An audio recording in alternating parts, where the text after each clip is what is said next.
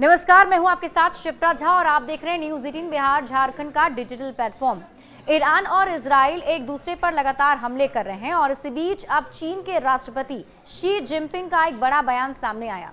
Jinping ने दो टूक कहा कि मिडिल ईस्ट में संघर्ष को सुलझाने के लिए सबसे जरूरी प्राथमिकता युद्ध विराम यानी कि सीज फायर है और अंतर्राष्ट्रीय विवादों को सुलझाने का तरीका बल प्रयोग नहीं हो सकता।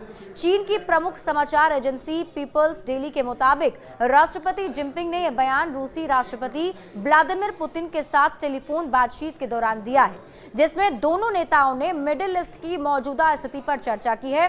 साथ ही उन्होंने सभी संबंधित पक्ष विशेषकर इजराइल से अपील की कि वो जितनी जल्दी हो सके युद्ध विराम लागू करे ताकि क्षेत्र में शांति और स्थिरता बहाल की जा सके। जिनपिंग ने दोहराया कि चीन हमेशा संवाद और कूटनीति के जरिए अंतर्राष्ट्रीय मुद्दों के समाधान का पक्षधर रहा है और बल का प्रयोग किसी भी समस्या का अस्थायी समाधान नहीं हो सकता। बता दें कि इजराइल ईरान पर लगातार अटैक कर रहा है। इसके जवाब में ईरान ने इजराइल के कई शहर जैसे तेल अवीव, बेरशेबा और रमतगन के साथ ही होलोन पर 4 बैलिस्टिक मिसाइलें दागी थीं। इनमें एक मिसाइल तेल अवीव के सोरोका अस्पताल पर जा गिरी, जिससे पूरे अस्पताल में अफरा तफरी मच गई। साथ ही इस हमले में कई लोगों के घायल होने की खबर भी सामने आ रही है।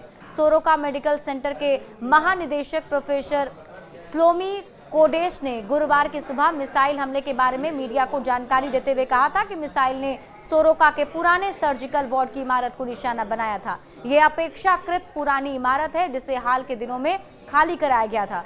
उन्होंने कहा कि अस्पताल की अन्य इमारतों को भी बड़ा नुकसान पहुंचा है। सभी मरीज और सभी कर्मचारी बंकर में थे। हमले में कई लोगों को हल्की चोटें आई हैं, जिनमें से ज्यादातर विस्फोट के शॉक वेव से घायल हुए हैं। ईरान द्वारा सोरोका अस्पताल पर मिसाइल दागने के बाद इजरायली रक्षा मंत्री ने तेहरान पर नए तरीके से हमला करने का ऐलान किया है। साथ ही उन्होंने ईरान के supreme leader Ayatollah Ali Khamenei के खात्मे की खुली चेतावनी भी दी है और इससे पहले इजराइल पीएम ने भी ईरान को अंजाम भुगतने की धमकी दी थी।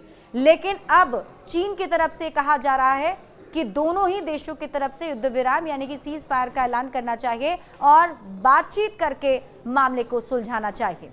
बड़े अपडेट्स के लिए आप जुड़े रहे न्यूज़ 18 बिहार झारखंड के साथ।